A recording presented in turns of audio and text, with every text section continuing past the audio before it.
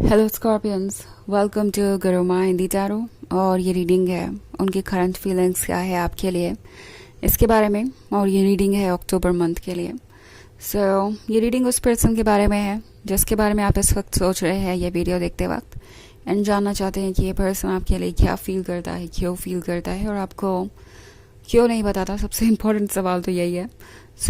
इन सभी सवालों के जवाब मैं इस रीडिंग में देखने की कोशिश करूँगी। चलिए आगे बढ़ते हैं और देखते हैं क्या मैसेजेस है आपके लिए। Messages for Scorpions.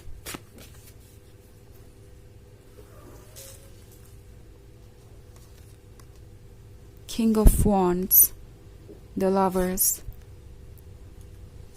Eight of swords, two of wands and three of cups.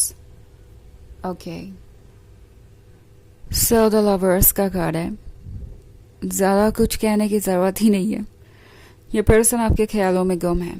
Okay, आजकल इनका सारा वक्त गुजरता है आपके बारे में ही सोचते हुए। ये पर्सन इस बात को डिनाई नहीं कर सकता कि उन्होंने आपसे ज़्यादा अमेजिंग पर्सन पहले नहीं देखा। आप जैसे भी हैं, जो भी है, हर एंगल से उनके लिए परफेक्ट है। Okay, in fact king of wands के साथ ये एक ऐसा पर्सन हो सकता है जो कि बहुत ज़्यादा ट्रेडिशनल वैल्यूज़ रखता है, या फिर किसी ऐसी सिचुएशन में है जहाँ पे अभी ये आपको लव ऑफर नहीं कर सकते। मे बी मैरिड हो सकते हैं, कमिटेड हो सकते हैं किसी और से, या फिर ये एक ऐसे फैमिली में है जहाँ पे इन्हें किससे शादी करनी है, किसको चूज़ करना है अपने लिए, उसके लिए सबका अप्रूवल ज़रूरी है। और ये अकेले कुछ भी नहीं करना चाहते क्योंकि इन्हें डर है दूसरों का वैलिडेशन खोने का।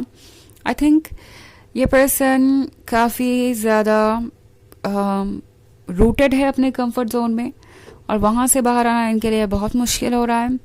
बट एनीवेज चेंजेस आ रहे हैं, धीरे धीरे ही सही बात, चेंजेस आ रहे हैं। क्योंकि एट ऑफ सॉर्ड्स के साथ आसपास ऐसे बहुत सारे लोग हो सकते हैं जो इन्हें ये ओपिनियन दे रहे हैं कि उन्हें इस लव वाले कनेक्शन से दूर ही रहना चाहिए।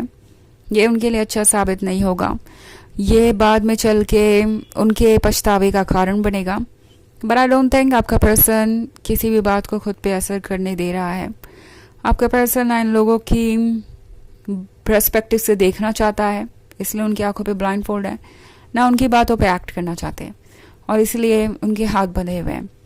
तो फिलहाल भले ही अपने कंफर्ट जोन से बाहर ना भी आ रहे हो और सोच रहे हो दूसरों के वैलिडेशन के बारे में, तो भी जो असर है इस लव का वो मैजिक जैसा है, और ये पर्सन आपके बारे में सोचना बंद नहीं कर पा रहे। इस पर्सन को लगता है कि आपके साथ ही उनका जीवन परफेक्ट हो सकता है, और ड्रीम्स में आपके सिवाय कोई और फिट नहीं होता। दुनिया चाहे जो भी कहे, ये पर्सन इस वक्त सिर्फ और सिर्फ अपने इमोशंस को एंजॉय करना चाहता है, इस लव को एंजॉय करना चाहता है।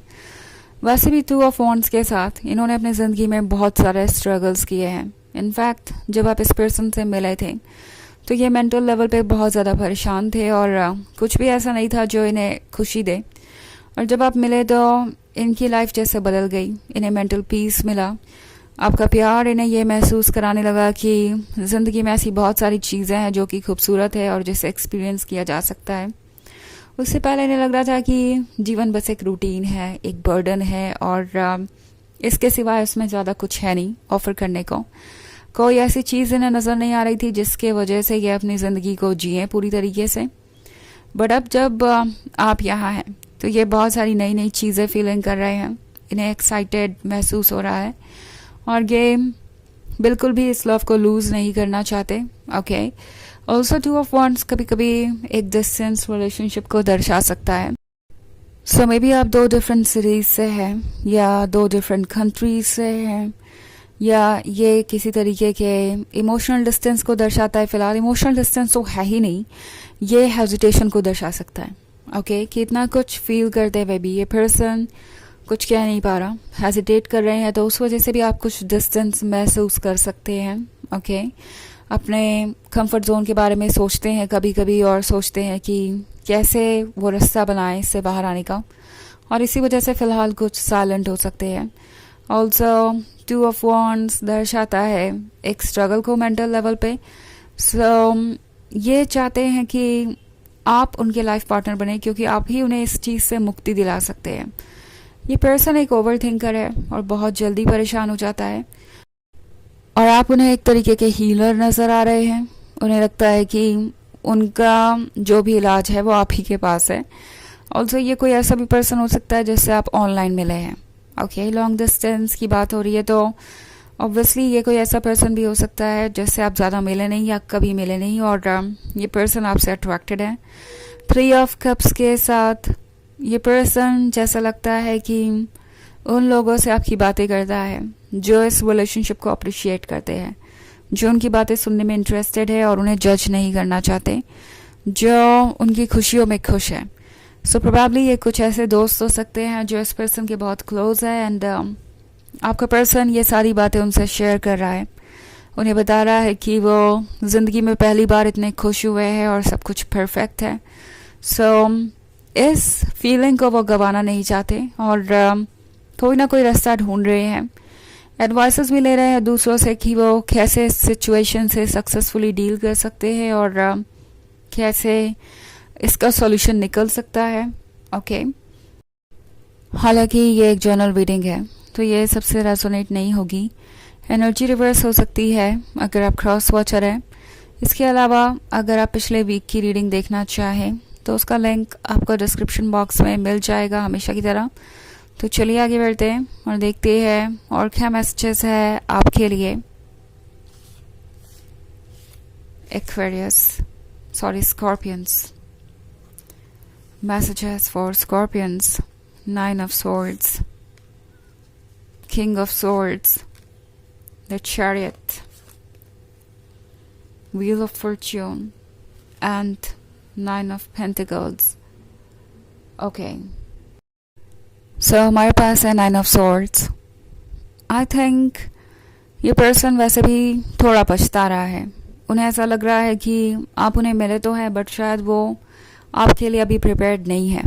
ओके, ऐसा लगता है इन्होंने जाने अनजाने में ऐसी कोई बात कह दी है जो ये वापस लेना चाहते हैं, क्योंकि उन्हें लगता है कि उसका शायद ठीक मैसेज नहीं गया है और आप उन्हें वैसे नहीं देखते जैसा कि वो चाहेंगे कि आप उन्हें देखें।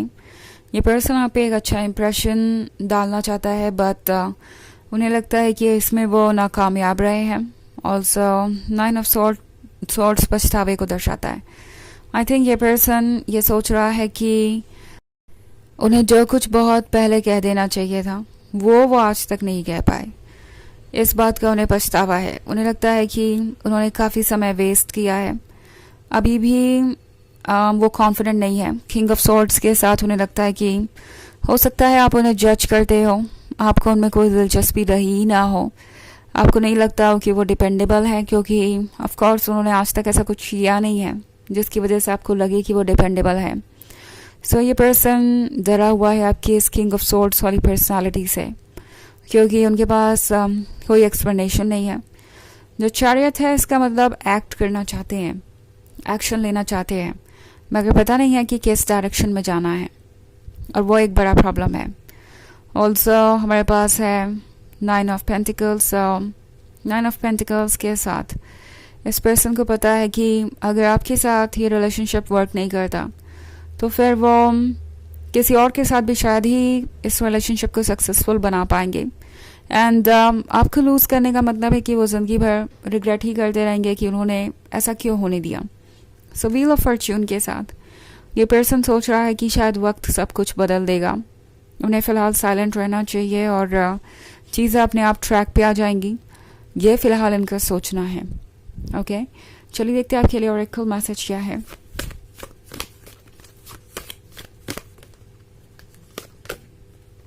Kuan Yin, care and compassion, choose to be love, do what is right for everyone involved, offer a helping hand। तो ये कार्ड आपसे कह रहा है कि आपको अपने लिए लव चूज करना चाहिए। ओके, जो आपको सबसे बेहतर ऑप्शन लगता है, जो करना आपको सबसे ठीक लगता है, जिसमें सबकी भलाई हो, या आपको लगता है कि ज़्यादातर लोगों की भलाई हो, क्योंकि सबकी भलाई तो मुश्किल ही है कि पॉसिबल हो एक इशू में। बट जितना ज़्यादा हो सके पॉजिटिव इम्पैक्ट डालिए, यही इस कार्ड का कहना है। अगर किसी को आपकी हेल्प की ज़रूरत है तो उसे अपना हेल्पिंग हैंड ऑफर कीजिए, अपनी हेल्प ऑफर कीजिए। ओके, सो यह है रीडिंग इस बारे में कि उनकी करंट फीलिंग्स क्या है आपके लिए। आई होप आपको अच्छी लगी होगी। Thanks for watching, till next video, bye.